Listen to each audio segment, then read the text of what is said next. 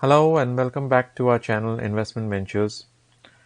Today I'm going to show you how insider buying, particularly from these three categories, promoters, FIs and mutual funds, affects the stock prices and how you can make exponential gains by tracking this data.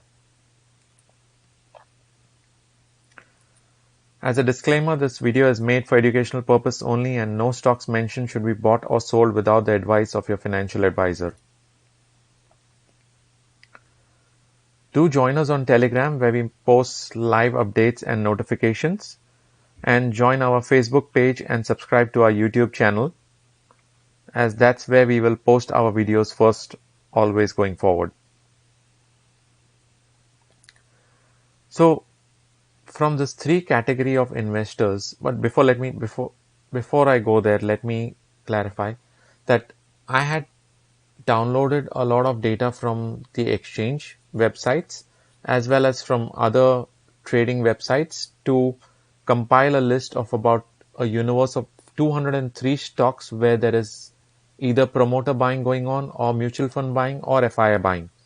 And I have also analyzed where the cumulative buying power is greater than zero. But for the next three slides, I'm going to talk about each category of investors and how the topmost.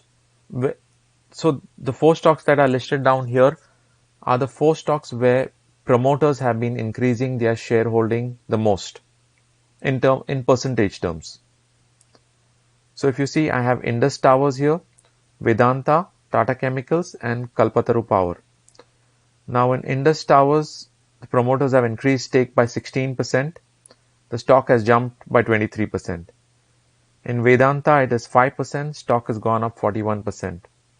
Tata Chemicals 3% versus a rise of 66%, and Kalpataru 1% versus 28%. Now, do not correlate these two, that if the promoters have increased stake by 16%, the stock has only gone up by 23%.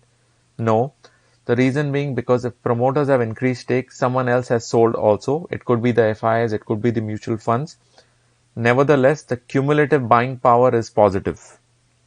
So I have made sure that in the final list that I give you, the net cumulative power is greater than zero. But from an analysis point of view, I have taken the top four stocks where one particular category of investors is increasing stake.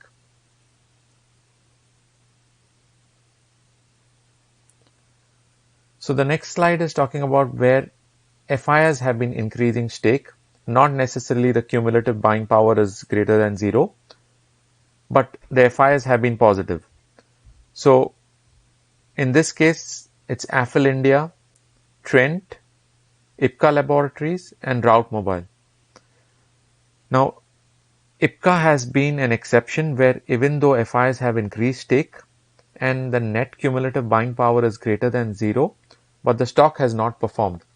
Now, this could be a buying opportunity or this could be some inherent issues with the company. Personally, I would take this as a buying opportunity because IPCA is a reputed company. The stock has not performed and it could perform in the coming quarters too. And if you see the gains overall across these companies, it is 63%, 40% and 78%, with the exception of IPCA, which is negative 15%. The next category is the mutual fund investors. Now, these are the four top stocks where the percentage holding is where they have increased. Now, again, cumulative buying power is negative in the case of Coforge and Fortis, but the stocks have still performed. So, Coforge is up 10%, Orient Electric is up 49%, Fortis is 38%, Graphite India is 75%. Now, in comparison to the Nifty, which is up only about 10.65%. Now, when I am comparing the percent increase, I am talking about the percent increase, the high that the stock has hit after this has been reported out and after the buying has been done in the last quarter.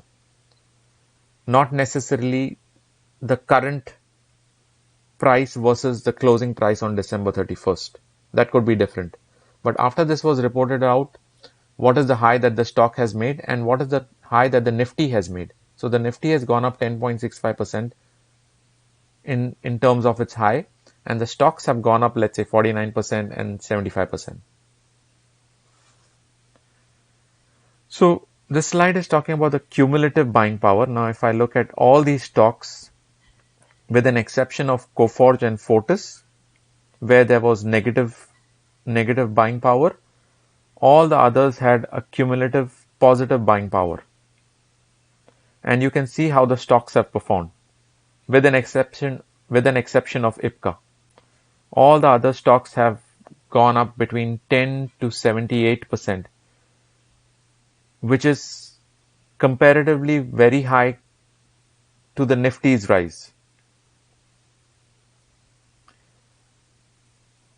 So, coming to a conclusion, I also have prepared a final list where the cumulative buying power is positive. The market cap is greater than 5,000 crores, so that we are not looking at companies which are weak or with a small market cap. The debt to equity ratio is less than 0.5, which again makes it a strong company. And the promoter holding is greater than 50%. So the stocks will always be in strong hands. Now, if you look at this list, you can come across a lot of themes where promoters, FIs, and mutual funds are increasing stake. The net change column talks about the net positive buying power that has taken place in the last quarter. So I have eliminated stocks where the net cumulative buying power is negative. The three themes that I realized from these stocks is consumer goods, IT, as well as chemicals.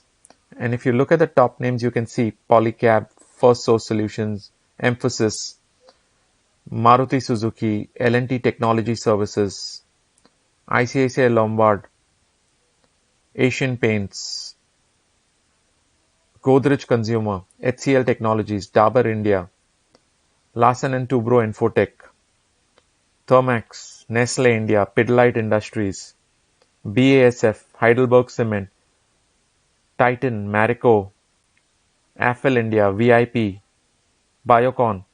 Some of these stocks have been previously covered by us, although we did not look at this data, but coincidentally many of these stocks that we have recommended and the data are matching. So you can consider investing in any of these stocks.